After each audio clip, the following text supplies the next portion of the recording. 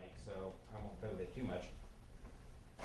We are concluding our security seminar this afternoon, or our symposium this afternoon with the security seminar. A nice overlap. We've done this several years now. And I'm particularly pleased to welcome and introduce our speaker, our closing speaker for this. Someone I've known for several years who has developed an amazingly good reputation in the industry, unless perhaps you're at Microsoft, in which case I'm not certain about that. And I asked Dan to come talk here at the symposium for a couple of reasons. One, I have never, in at least a dozen instances, attended a talk that Dan has given where I have not come away thinking that it was really insightful and he has come up with something that I had never thought of before. And in a field where you see the same things over and over again, that is incredibly refreshing. He thinks very deeply and in ways that many of us do not about the field. The second reason that I was hoping that Dan would appear and talk is he's pretty good at synthesizing things. And so having him sit through some of the session and be able to do a closing talk that tries to incorporate all of that would be wonderful, and a good close to the session. Third, it's been a while since I've seen him, so I figured this would be a good excuse. That's fine. So without much further ado here, I would like to introduce to you Dr. Dan Geer, the most famous pair of sideburns in information security. And he will give a provocative talk on a quant look at information security. So, Dan. Thank you. Thank you.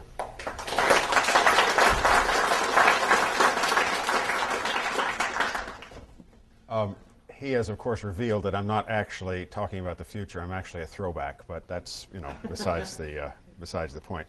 What I, in a sense, and the bit about the word quant earlier, I am a numbers guy. I actually have a degree in biostatistics, and I'm the son of an accountant.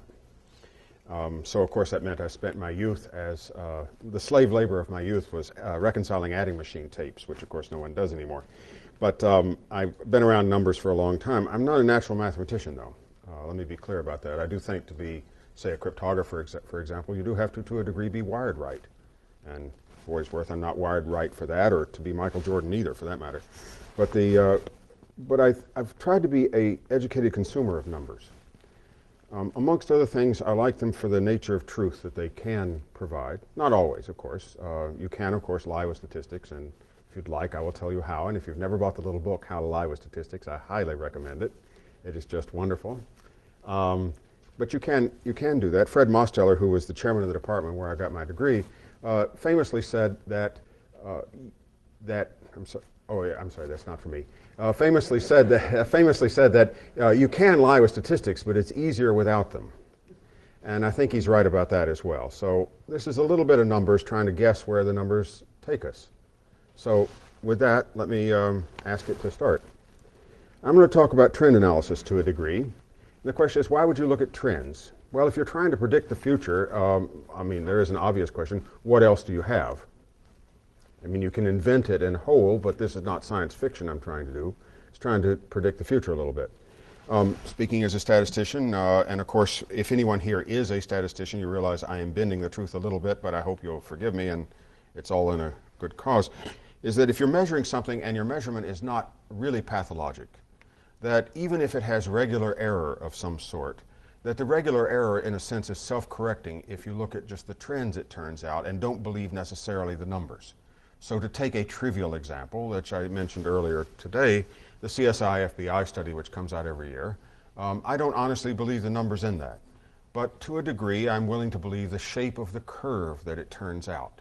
And for our purposes here, I think the shape of the curve is often good enough. And it's good enough in that I don't think we can do real measurement of security a lot. I don't think it's actually possible to do real measurement of security because, amongst other things, just as was said in the panel that preceded this, we don't have the language for that. We don't have the terminology for that. It's a bit of a difficulty. You know, if I say, what's a vulnerability, we will get more than one answer in the room.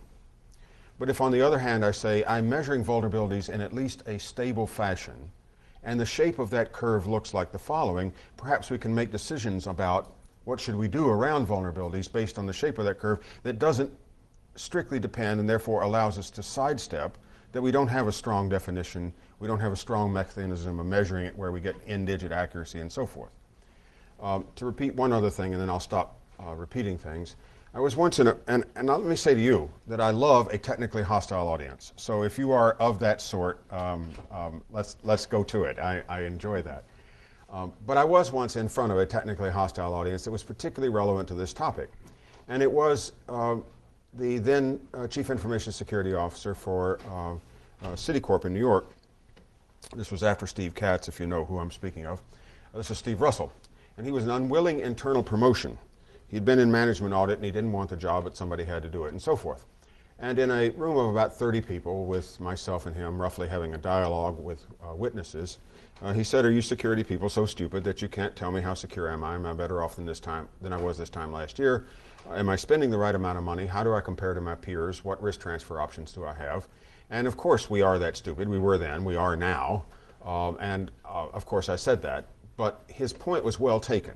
And his point is the following, which is that in any other part of the banking enterprise with which he is familiar, he could answer the equivalent questions, equity trading, bond portfolios, derivative pricing, you name it. He could answer those kinds of questions 2, 3, 4, 5-digit accuracy. He could have hedges. He could have some sense of what his risk exposure was. There is a number that is calculated at every big bank every day, the value at risk number. There's whole books on this, whole books on how to calculate one number, which I know sounds surprising, but it really does exist. And the idea is that at the end, that this number is a statement about, it's just a confidence interval for those of you who know a little statistics. It's a confidence interval, typically a 99% confidence interval. On today, whatever happens, we have a 1% chance that we'll lose more than X dollars. 1% chance that we'll lose more than X dollars. And the point of this is that from a risk management point of view on the financial side of the house, you have a target for that. If it is too high, then you do not have, strictly speaking, sufficient reserves, and the existence of the bank is thereby threatened. If it is too low, you're not taking enough risk and you're leaving money on the table. So there's a target range in between, and that number is calculated every day. You know, it's a complicated simulation process usually. The last time I looked at one of these, it was 4,000 board level Linux machines running all night. The simulations are large. They are very chained together. If Mexico defaults on its bonds, what happens to the price of gas that you get from the state utility, so forth and so forth. It's a very complicated simulation, and every bank does their own. Now, where I had this moment of truth that brings me to what I'm talking about today, where I had this moment of truth was in one of the banks where I got to sit in the back of the room in an audience actually roughly this size, in which someone described at sort of all-day length how they did the value at risk calculation. This was an annual review of that particular process. And the room is full of people who contribute various parts to it. You know, the home mortgage equity, collateralization crowd over here and what have you, right? At the end of the day, the person who's standing where I am leans across the lectern and he says, "Now, you may ask yourself why this all works. The reason is that there's zero ambiguity about which one of you holds what risk." I'm in the back of the room, the light goes on. In my field, in this field, there's nothing but ambiguity about who holds what risk. And that is the big distinction. That is why we are not where finance is. Maybe you don't want to be where finance is, but I view it as a model for what can be done with risk management in a world of uncertainty. And if you've been watching lately, Goldman is beating everybody else's pants off these days in terms of the money. They're making 27% on their capital per annum. I assure you that you are probably not. I certainly am not. How are they doing that? And the answer is they believe that they can do the risk management calculation better, that they can go closer to the edge, thereby take risks that other people won't take where the real return is, and not get burned. And they believe it is purely due to their ability to do this risk management, and that's spreading actually into the way they do IT risk management, which is not what this talk is about, but it's spreading into that. For example, they are the ones who say that from this point forward, they're spending no more money on preventing bad things from happening. They're spending all their money on making fast recovery from bad things as near instantaneous as possible. If you've done the availability calculus, you know that availability is time between failures divided by time between failures plus time to repair. You get 100% availability if either it never fails or recovery is instantaneous. You get 1 either way, and they've decided to go the other way. That's a risk management decision, I assure you, because they've looked at it exactly like that. Now, trend analysis is what drives those kinds of decisions, because lots of times you can't be sure that, say, a simulation is telling the truth. But if you calculate in a way where you understand how the calculation goes and you have enough consistency that day to day, we at least did it the same ways we did yesterday. So if our error was whatever it was yesterday, we have the same error today, so the delta is meaningful. You actually get somewhere. I guess I've beaten that into the ground, but that's what I'm about to do, is take that and then beat some other sticks into the ground. It is the first step in thinking about the future. Now, I will point out something. If you think about the future, if you make early decisions, you of course have much greater options about what you can do. The things you can do if you decide to act early are much broader. Of course, that also means that your confusion about which one to take is much broader. And your ability to justify it to someone who is a deep skeptic or an opponent is worse. On the other hand, if you wait till later, where it's obvious what to do, you don't have as many options. So in a sense, doing this kind of prediction activity is a way of thinking about, am I going to trade one kind of risk, if you want to think of it that way, for another kind of risk? And the trade I'm making is between, I've got a million possibilities, ain't that wonderful, but I can't tell them apart, versus there's only one thing left to do and we're hosed. And it's in between that you want to live. You want to live between those two. And so that's what I'm going to try to do here a little bit. And I'm not actually going to try to predict the 40-year future or something. And I realize that if you do that, it's like being a cosmologist. Nobody can argue with you because there's no way to argue with you, right? I'm actually going to do it up a little closer, so maybe you'll argue with me because that's what I like to do. So here we go. This is William Gibson, the science fiction writer, writing in, of all things, The Economist. The future is already here. It's unevenly distributed. That is, in fact, the case. It's always already here. Just some have it more than others. The idea that he would be writing this in, of all things, The Economist is amazing, but there you go. So here we go. What kind of data is available? What can we look at? What is typically something that we can measure? And really, there's primarily, when you're trying to predict the future, there's primarily two sources. One is you can get lots of event reports and try to do something with a stream of event reports, which is really what I'm going to mostly talk about here. And the other is you can do survey research. By the way, I was asked earlier, was I willing to give these slides over? And of course, I'm always willing to give these slides over. So for what it's worth, somebody somehow will make these available, and they do have margin notes, just for what it's worth. You can do survey research. I don't know if any of you have ever tried to do survey research. It's actually harder than it sounds like, because amongst other things, and this is back to questions of ontology, for example, you say, you ask a question, and really then what happens is the answer you got to the question you thought you were asking or to something else. A typical example from the medical world, you ask if someone has pain, and the people who have more pain are more likely to say yes and quicker than the people who don't, and the people who are stoics won't answer at all. And pretty soon, if you're really serious about this, you have to say, what was I asking? And what were the results here? How do I look at this?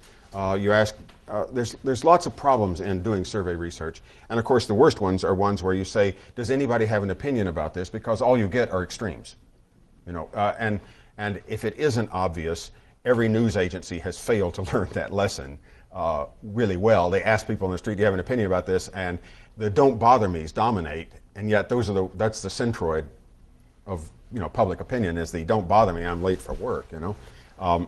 We'll get to that in a second too. So let's look at a few of these things. There's lots of categories of risk and information security problems that we might talk about. Earlier today, there was some discussion about, was the threat of unauthorized use greater than the threat of, break-ins and what have you. Well, let me just take the CSI FBI study, which I like to make fun of to a degree, but not really. This is, in the last year, have you had an episode in your firm of unauthorized use? Now, mind you, this is a binary decision, so it isn't corrected for I have 1 employee, I have 1,000 employees, I have 1 million employees. It isn't corrected for that. It's firm-wide. So if you were doing analysis on this, you'd have to remember some things like that.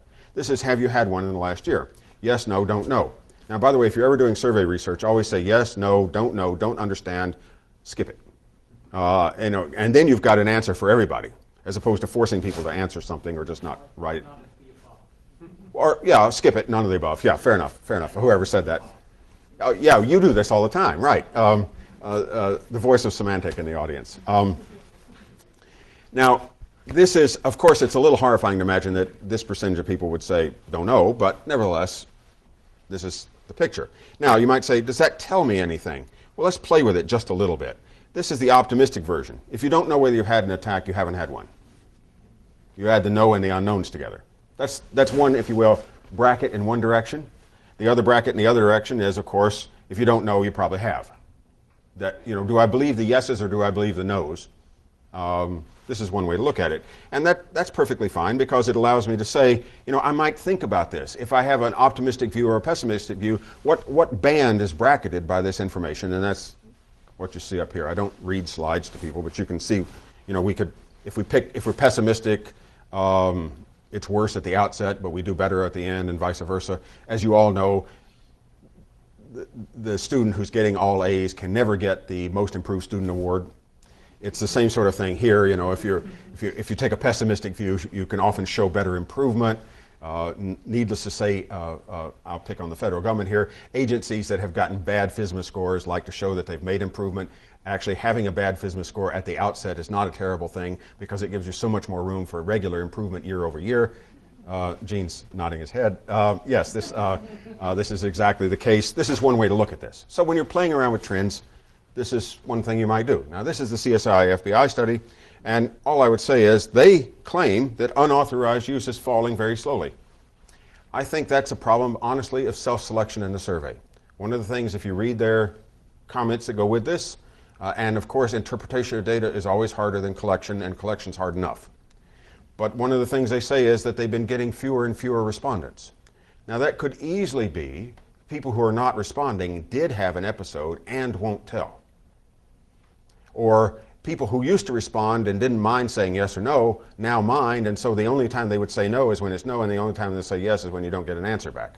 So, it's a little hard to say what this is, but just for what it's worth, all self-selecting surveys are suspect. So when you read data that is a self-selecting survey, be suspect. But at the least, these folks have collected the same data year after year. They may quit one of these days, and I'll come to that question about quitting in a moment. Incidents. I'm going to keep using their data for a second, and we'll use other people's data in a moment. This is how many people had a security incident where the source was inside versus outside. I found it remarkable that they were getting such collinearity of these numbers.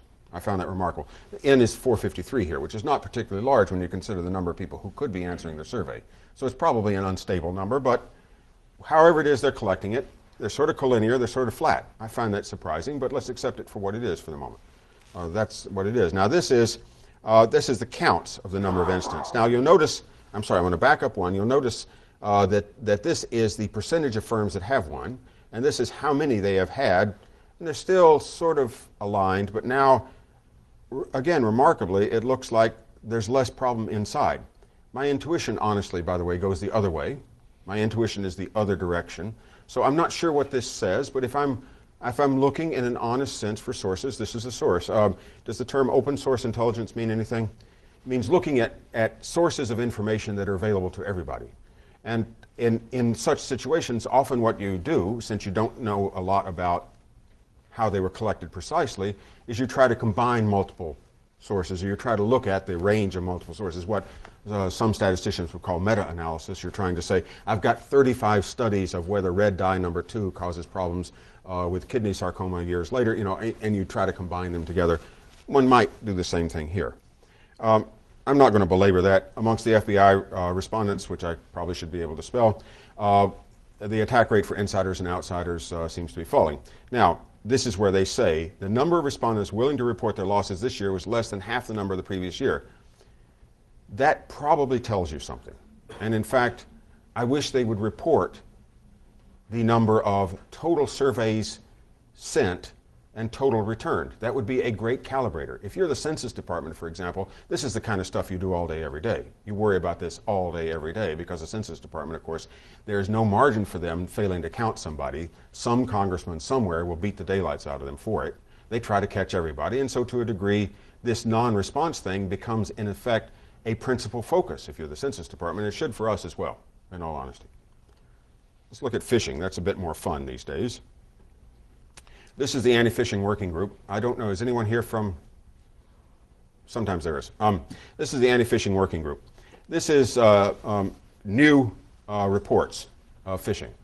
And I've been tracking it for a while. If you go to their website, you don't get this period of time. I've taken the habit of people who put websites up that have data.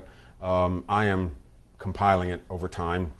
Call that what you will. I don't know if it's hostile or I'm violating the DMCA or who knows what, but I'm collecting data that people put up, not for the APWG, but some others might object, but I'm collecting it. This is an example. This is the number of sites and the number of reports. New only. This is not ones where we have seen this one over and over. This is new ones. And what you see there is a couple of interesting things. The rate of growth of the number of sites. Clearly, they are shortening the time in which they use sites that are involved in phishing. Again, where you're supposed to click here, you think you're going there, and you're going somewhere else. It's the somewhere else. How long do the somewhere else's last? On average, it's 4 days. The average lifetime is 4 days. Now, if you've ever worked in an ISP and you've ever worked with a general counsel, a large firm, even if you discover that this is where it is, it will take you probably 4 days to get around to getting a cease and desist delivered to some ISP and have someone in their techs get around to turning off the domain name resolution or whatever it is. So the 4 days is probably a minimum. I doubt it gets much shorter because that is probably the functional minimum of getting something taken off the air. And I would take from this that our opponents on the phishing side probably at this point are sufficiently efficient at getting new sites that they're not worried about this problem. You can report them all you like. They'll just move on to a new one. It's probably not an issue for them.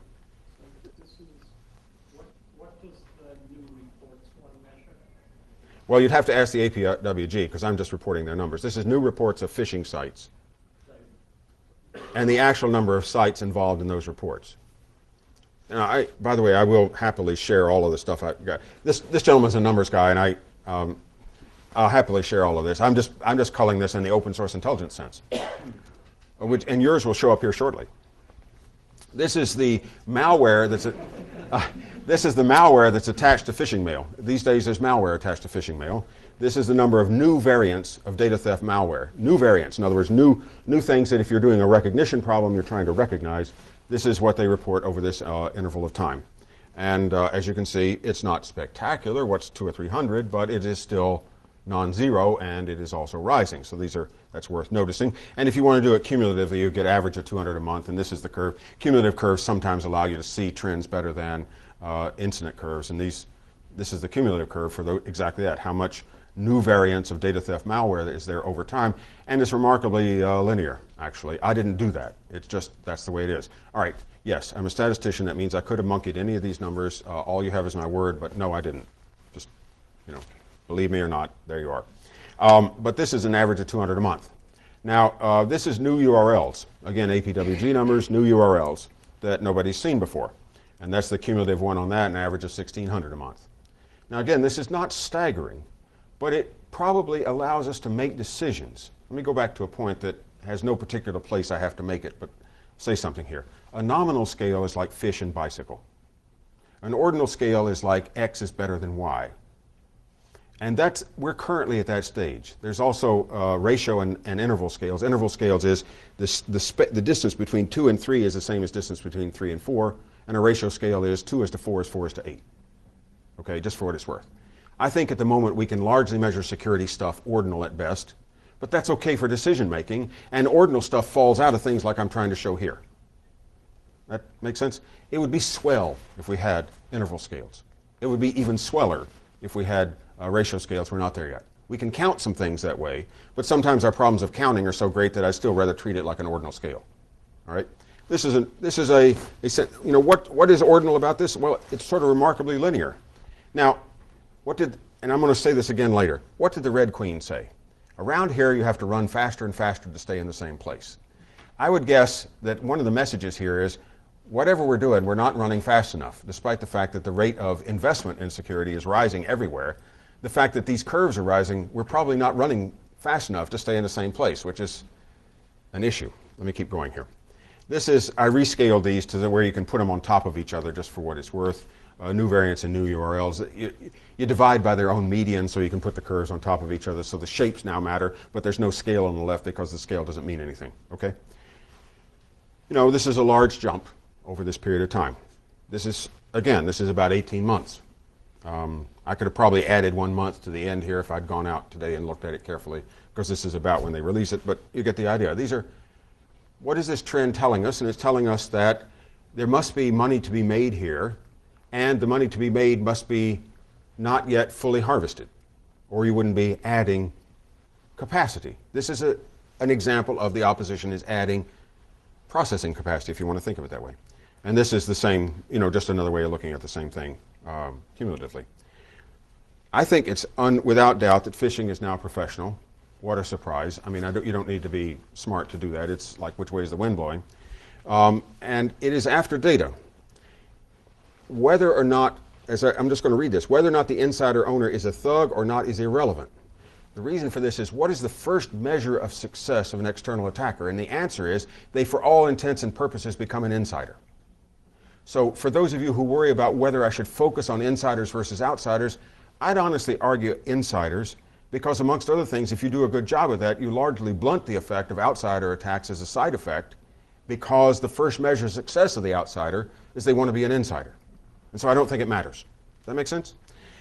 Now, the fact that these guys abandon these so quickly is a problem. For those of you who want to block things, for example, you want to block known bad URLs, the problem is that your work factor is that cumulative curve, straight line uphill. The work factor for the opposition is, what does it cost them to get a new domain site? Small by comparison. And so this is the kind of asymmetric warfare, to use a term of art in the military these days. This is the kind of asymmetric warfare that's hard to win. So amongst other things, that would tell us that whatever we're doing now, not only are we not running fast enough in the same place, we may want to do something else.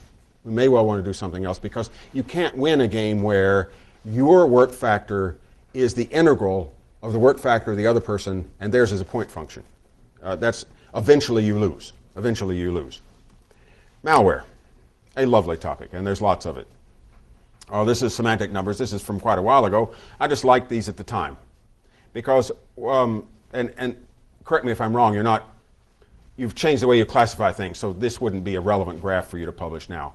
But this is the number of new ones of these. Again, I'm trying to illustrate that if you're trying to solve these problems by recognition, you're biting off a hard problem.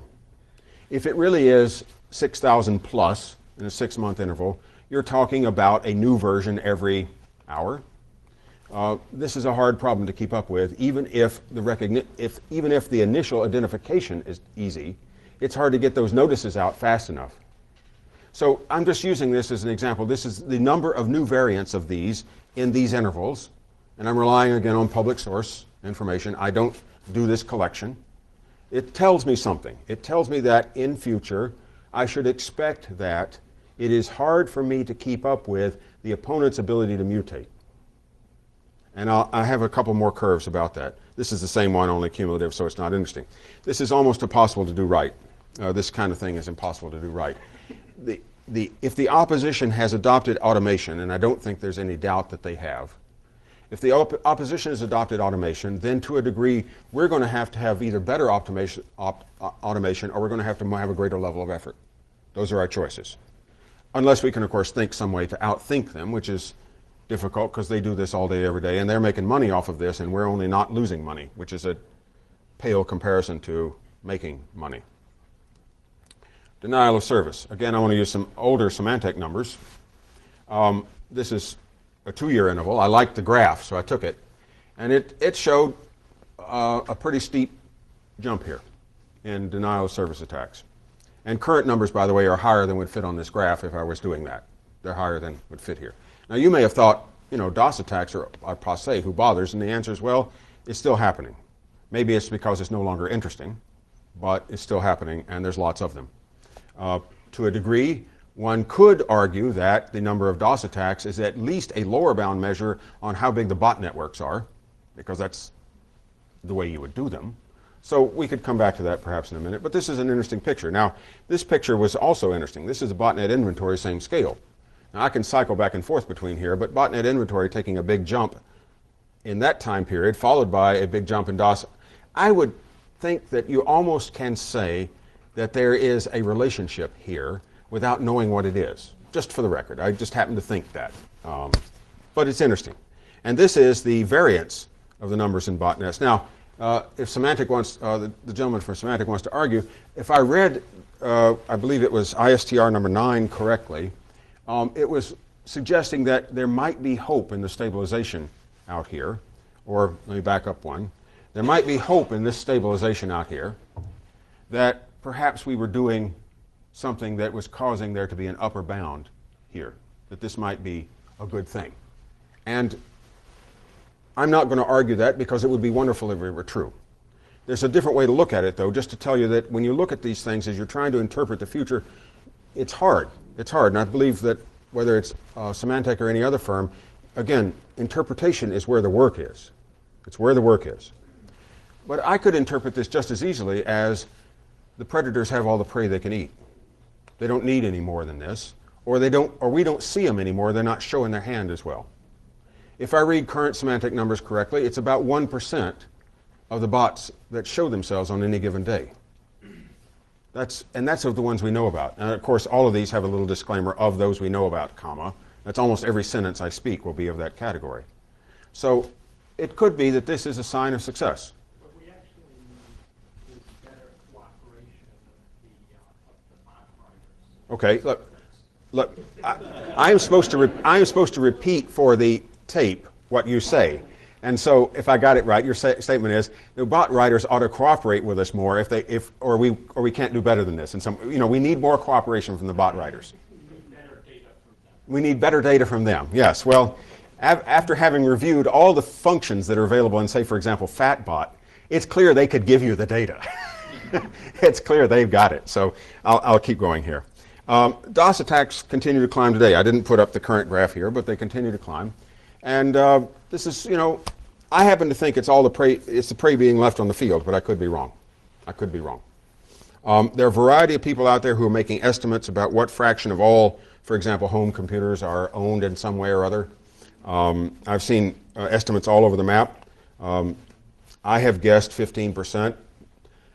By the way, I'm sure you know this. If you want to ask a question on the internet, you want other people to give you advice, you ask a question naively, no one answers. You make a false claim, everybody comes out of the woodwork to tell you why you're wrong. Therefore, the art of asking a question is to make a false claim such that the corrections you get answer the question that you wanted to ask in the first place.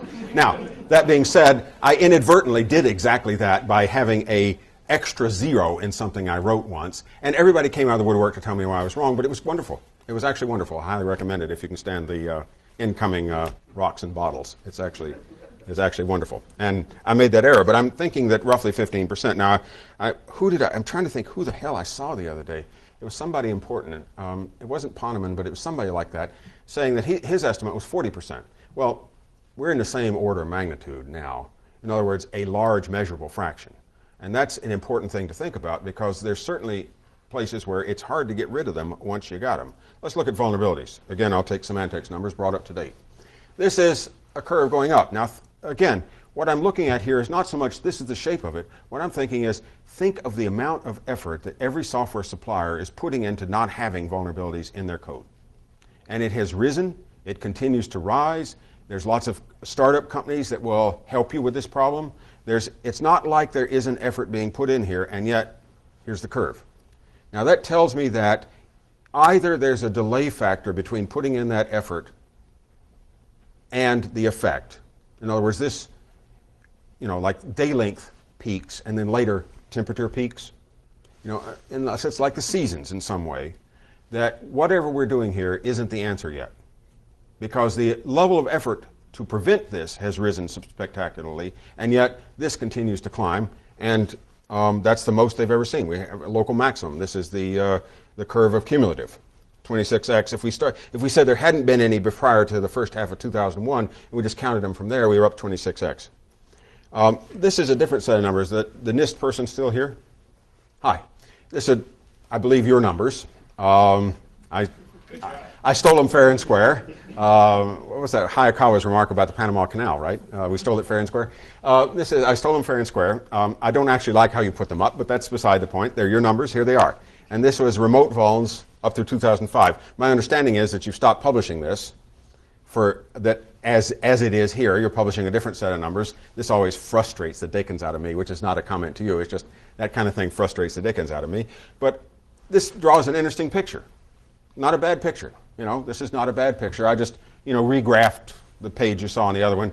Time now runs left to right. There's now a visual cue as to whether it's big or small. I didn't really like the table format, but you can get to this with no trouble. So this says, overall, there's some progress. Now, I thought, well, that's interesting. How about I look at the compound annual growth rate, or in this case, the depression rate of these various ones, and it varies sort of all over the map from plus 81% to minus 73%. So some areas we were getting better, and some areas we were not getting better over this 4-year interval that was reported in that table. Now you're beginning to look at something.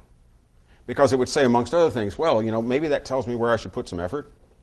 Or maybe it tells me where the effort I'm putting is actually useful. So maybe there's some characteristic of the effort I'm actually putting that I could then use in other sectors. So this is a way of looking at that. Overall, it's a 36% drop compound annual growth rate. Now, I thought it was slightly more interesting to say, well, let's look at some market share.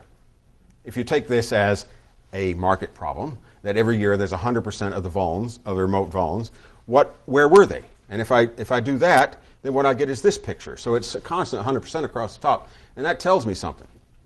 That tells me that non-server applications, little things that people write to put on their DMZ or what have you, or applications that are in some way or other not server grade, they have a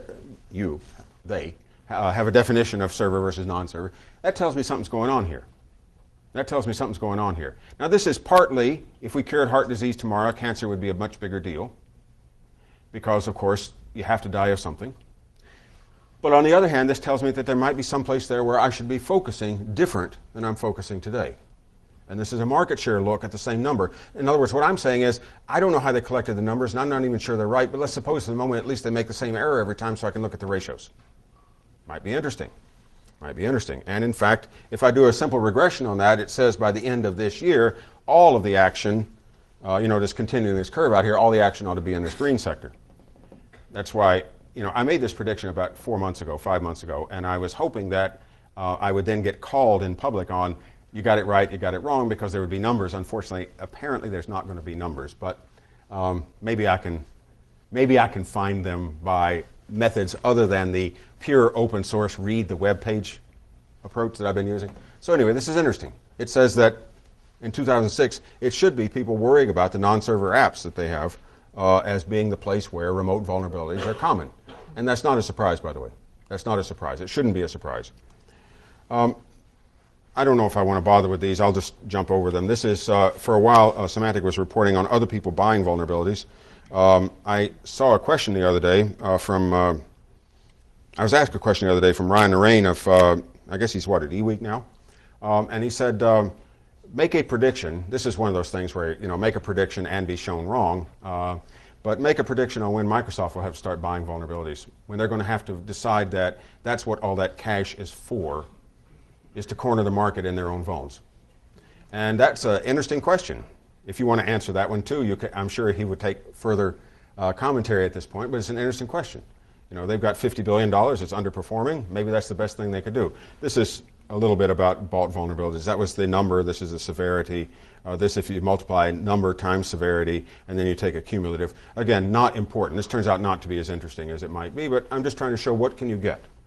What can you get? But if this was true, then for the interval shown here, the business of trying to buy vulns outside, like iDefense does, for example, might be yielding something. But we would never know whether we are buying those that were thought to be second rate, whether we're shopping at the company store and buying the seconds, which is what I think actually what it would be like. I grew up in the South, my dad worked for textile mills, I was clothed in seconds my whole life. If you know what that means, that's great. If you don't, forget it. But it could well be that if we were going to buy vulns, that's what we'd be buying, so we'd buy all the seconds. This is, again, astonishing increases of effort. As Symantec says, the decrease may be a mirage if vulns are being held privately. That's the most important thing, is if it turns out that vulnerabilities are held privately, this is going to change what we think we can measure. Here's a prediction. Vista, whatever you think of it, has made it hard enough that amateurs working at home for funsies are not likely to find vulnerabilities. Consequently, of all vulnerabilities that have been found in Vista, the percentage that are held privately by people who are doing it for trade is going to rise relative to the percentage of those that are held by people who are doing it for fun. What is the impact of that? I'm not certain. But it does say that in a market share sense, I don't have a slide for this, in a market share sense, as we progress, the percentage of them that are held by people who view them as a capitalized potential profit source is going to rise relative to those who are doing it for funsies or bragging rights. Spam, our favorite topic, and for those who don't know, this is the date in question. That's when you should hold your events, by the way. It is the 13th of April every year. Anyway, this was a husband and wife team of lawyers, and they advertised on Usenet about, with their help, you could beat the green card lottery. Now, of course, lotteries are to begin with a tax on people who can't do math, but the idea that you could beat it after spending money with a team of lawyers is just, that is really out there. But it worked, so to speak, and that we've been living with it ever since. The latest thing, of course, is blog spam, which is people who have RSS feeds that are trying to fool the search engines. I wouldn't want to be worrying at a search engine place these days about how to avoid being fooled. It must be very difficult. This is one entity. I'm sorry he stopped publishing this, so I used his last picture.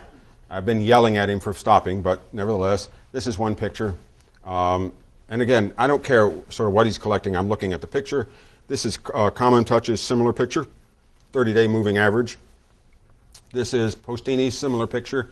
So this is interesting in that I have three sources of what in theory is the same data, and the curves sort of look alike. So that probably tells me something. It probably tells me something. Now, each of them, by the way, said something along the lines of there's more spam out there. You know what I think? I honestly don't think there's more. I think what there is the opposition has, with the template spam, figured out a way to make them vary enough that they've beaten, as in permanently beaten, the Bayesian filters. I think they've beaten the Bayesian filters, or DCC, the Distributed Checksum Clearinghouse, by doing enough variation that the only way you can get, say, for example, DCC to work is to turn the knob down far enough that you're getting now false positives and you're blocking real email. And when that happens, you have to give up. And so I don't think, actually, by the way, that this is more spam being sent, because amongst other things, there's no place to go and look and see how much spam is sent, because when everybody's filtering, there's not a source. You can't go to the mouth of the river and measure it. There isn't one, right? If everybody's filtering, you don't know how much there is. But if more of it is appearing in these sites, that probably means more of it's getting through, and I honestly think that it is likely, my guess is, it's likely that the filter failure is happening because the Bayesian techniques are being overwhelmed by variation. That's my personal guess, but that's predicting the future. These are numbers here from Postini. Remember, someone who does direct mail marketing, meaning they mail you junk mail, they view it as a spectacular success if they get a 1% return rate. These folks are getting something like 0.25% success rate of virus infections at zero cost. And they can send as many as they like. This is why, as a business, we're not going to deal with it directly, because they're winning, hands down. Pardon me? I think we're finding a lot of the growth comes from image spams. Image spams, sure. Yes, the text filter. Sure. All of my spam at work is image spam. And the titles are getting cleverer. They obviously have harvested some Usenet groups that I've spoken on, so they come in with titles like latest spam statistics, and then it's a piece of freaking spam trying to sell me Cialis or something, right? It's just fabulous. It's just fabulous. It is a game. I would agree that the growth represents more success by the spam. Right. Rather than more spam cities. Okay. Which again correlates to botnet statistics. Yeah. So we're trying to predict the future here, short term. This is your view. This is the semantic numbers. I happen to think that these are probably better collected than most other people's because they have a much bigger sensor network than anybody else, as far as I know. It's the biggest sensor network for this kind of thing out there. Every statistic has some underestimation bias as the filtering mechanisms proliferate. There's both inbound and outbound. I assume most people would agree that it's one, a nuisance, and two, essential that people like Comcast or Cox Digital or people like that now won't let you connect to won't let you telnet outbound to an SMTP port directly. I assume those of you who run machines at home probably are answering email on port number, you pick a number of 1593 or something, as opposed to on 25, just for the reason that and they're absolutely right about this, which is that if they ever get in trouble for emitting large quantities of spam, the best way for them to protect themselves is just to block 25 outbound, and most of them are doing it now. And to tell you the truth, I wouldn't necessarily mind some sort of rules about egress filtering being the commonplace in the future. I really wouldn't. Work. This is the National Vulnerability Database. They publish a number every day about what is the work factor for people like you and me. I've been collecting it. They only publish one number a day. They don't collect it. I don't know why, but here it is. These dotted lines are days on which Microsoft releases their patches. As you can see, there's always a jump. The minimum day here was the Sunday after Thanksgiving. The maximum day was the day before Christmas. My guess is what that represented was something along the lines of an all-out attack on the internet Christmas shopper, but what do I know? But anyway, those are the numbers. The blue one is the actual day-to-day numbers. The red one is obviously the trailing one, and then there's a fitted line. This is, I think, a lot of fun. I went back and looked at it by day of the week. It's a freaking sine curve. I don't know why that is true, but it's true, and that tells me that it's likely that there are people out here who are doing this, that the vulnerability stuff that NVD is picking up is probably people who are working a job. And there's I didn't show you some of the APWG's work, which shows that the number of phishing mails, and you guys have shown this too, the number of phishing mails goes way down on weekends. It implies that the opposition has a work week. If that isn't a sign that it's a job, I don't know what. If they got a freaking work week, how can it not be a job? So, spyware. You're probably getting tired of these numbers, but I like numbers, and you'll have to put up with me. This is spyware from Webroot. You'll notice that there's a gap between Q2 of 06 and now. Gerhard Eschelbeck moved over there from Qualys. He called a halt to the way they were doing things. They're going to do it entirely different. That's wonderful and terrible at the same time, but these are their numbers. The reason I put them up here is this is interesting. Percent carrying spyware. Now, mind you, they'd have a broad definition, but that's okay. Percent carrying spyware. A number of programs amongst those who have any. Now, the point of this is, if whatever it is you do causes you to pick this stuff up, you've probably picked up more than one. I used to work in the medical world. People had the kind of embarrassing transmissible diseases tended to have more than one. It's the same phenomenon, right? If wherever you go causes you to get these, I'm not answering that, thank you. Percent carrying Trojans, it's rising. This is the, if you have more than one Trojan, you're likely to have, if you have one Trojan, you're likely to have more than one, not a surprise. If you're likely to have a keylogger, a percentage of people who have one keylogger have more than one. I work for a data security firm. That's not what this is a talk about. We went into a place in DC. It's a federal integrator. The place was, everybody had a TS. We found a keylogger on the section head's desk, which only goes to prove that being careful isn't sufficient. And they were on NIPRNet. This is Mike Denseglio at Microsoft. I think it's important. When you're dealing with rootkits and some advanced spyware programs, the only solution is to rebuild from scratch. Now, remember, in the real world that we all are trying to think about, a great number of machines are unmanaged. I got a forensics job the other day. It was sort of sad. It was a young man who had taken his own life, and the family wanted to know what I could find on the computers. His web browsers, he had two of them that he ran at various intervals. One of them had 600, and one of them had over 1,000 cookies. Now, I think that's probably normal. Now, of course, I don't work that way. You probably don't work that way. You probably don't let anybody in your family work that way, but I hadn't thought about that before. 600, 1,000 cookies, I give up. What are you supposed to do? And that's the same thing he's saying here. If it's unmanaged, it isn't long before you accumulate things that they're hard to get rid of. It's just simpler to nuke it all and start over. And it may well be. Microsoft also, that guy also said that 2/3 of all PCs have unwanted software. IDC says 3/4. A lot of people say 2/3. That is an amazing number when you think about it.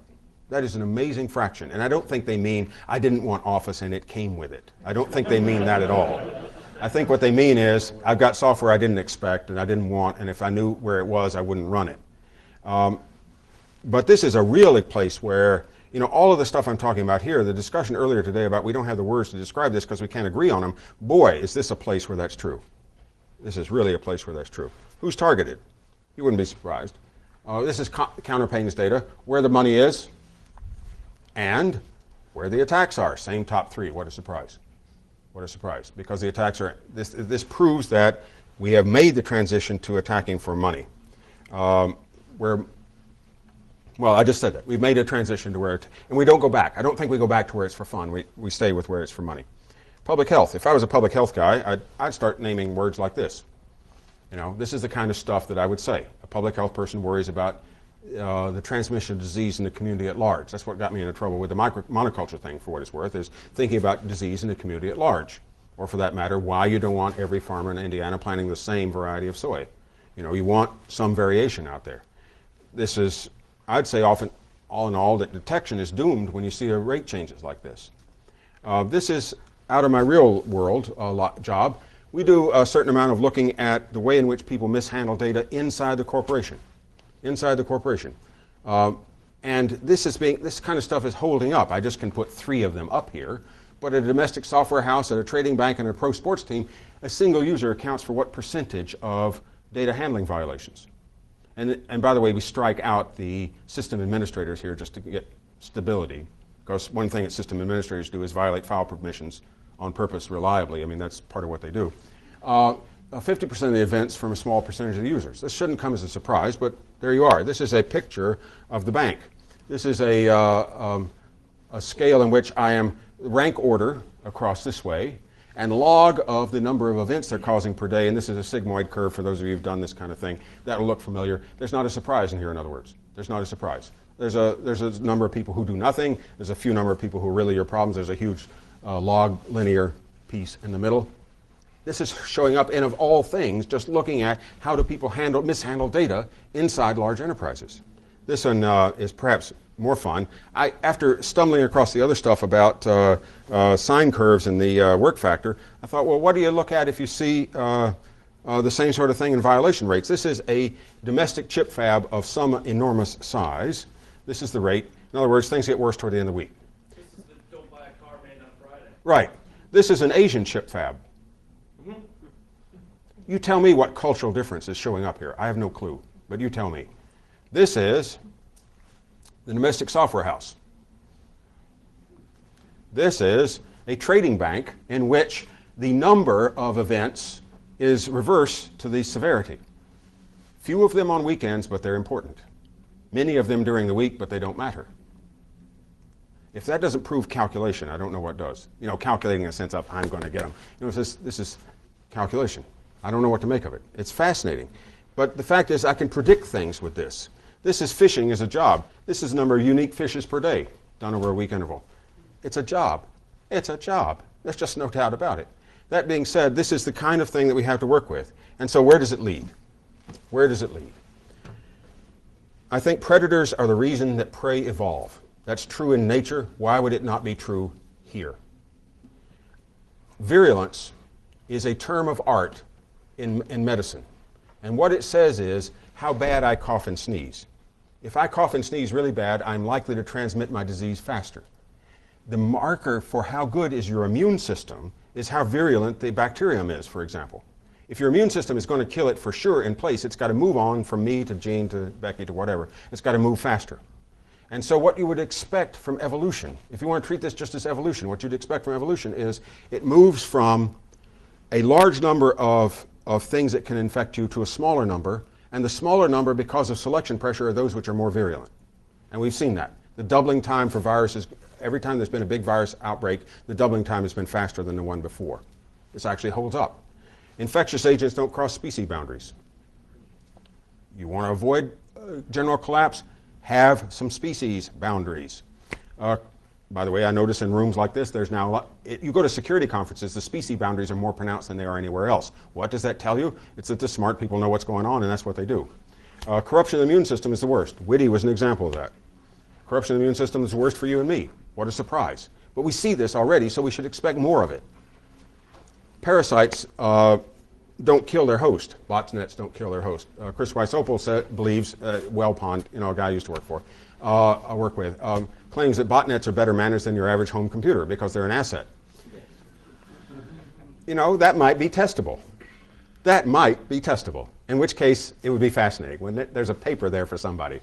And then, of course, Stephen Jay Gould's famous remark that evolution is never smooth. It's punctuated equilibrium, and I would argue that the internet was the biggest one in our career so far, in that it made it, everybody had to play, there's no doubt about it, It said that prey and predators were no longer location dependent.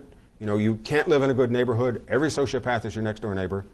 That the force on opposing you is proportional to the bandwidth they've got or can steal.